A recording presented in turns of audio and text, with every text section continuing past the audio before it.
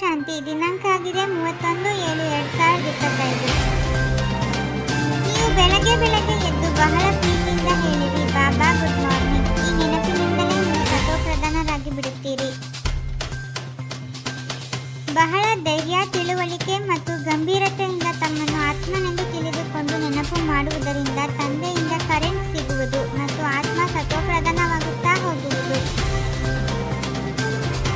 ನಿಮಗೆ ಈಗ ತಂದೆಯ ನೆನಪು ಸತಾಯಿಸಬೇಕು, ಏಕೆಂದರೆ ತಂದೆಯಿಂದ ನೀವು ಬಹಳ ದೊಡ್ಡ ಆಸ್ತಿ ಸಿಗುತ್ತದೆ. ನೀವು ಮುಳ್ಳಿನಿಂದ ಹೂ ಆಗುತ್ತೀರಿ, ಎಲ್ಲ ದೈವಿ ಗುಣಗಳು ಬರುತ್ತವೆ.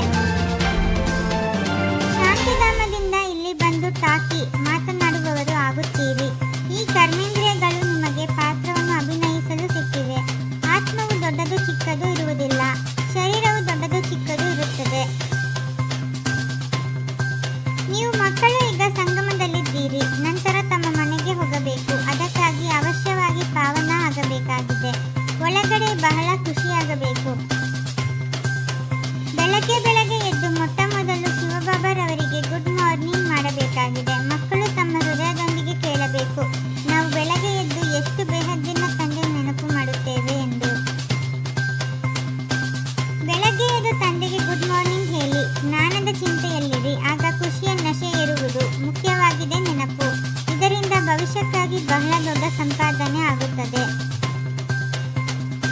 ಯಾರು ತಂದೆಯನ್ನು ಬಹಳ ಹೆಚ್ಚು ನೆನಪು ಮಾಡುತ್ತಾರೆ ಅವರಿಗೆ ತಂದೆಯಿಂದ ಕರೆಂಟ್ ಹೆಚ್ಚು ಸಿಗುವುದು, ಏಕೆಂದರೆ ನೆನಪಿನಿಂದ ನೆನಪು ಸಿಗುವುದು.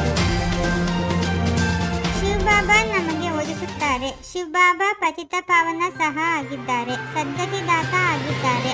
ಸದ್ಗತಿ ಅಂದರೆ ಸ್ವರ್ಗದ ರಾಜ್ಯಭಾರವಾಗಿದೆ. ಬಾಬಾ ಎಷ್ಟು ಮಧುರವಾಗಿದ್ದಾರೆ.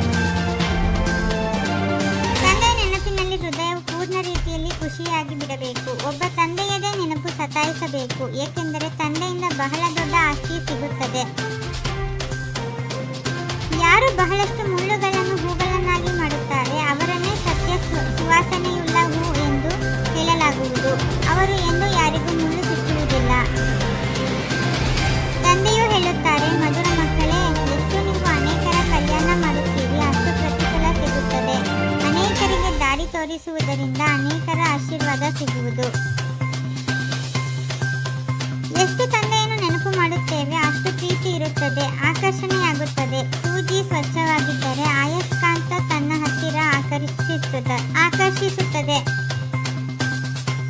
ತಪ್ಪನ್ನು ಮಾಡಬೇಡಿರಿ, ಸ್ವದರ್ಶನ ಚಕ್ರಧಾರಿಯಾಗಿರಿ. ಲೈಟ್ ಹೌಸ್ ಆಗಿ ಸ್ವದರ್ಶನ ಚಕ್ರಧಾರಿಯಾಗುವುದರ ಅಭ್ಯಾಸ ಚೆನ್ನಾಗಿದ್ದರೆ ನಂತರ ನೀವು ಜ್ಞಾನ ಸಾಗರರಾಗಿ ಬಿಡುವಿರಿ.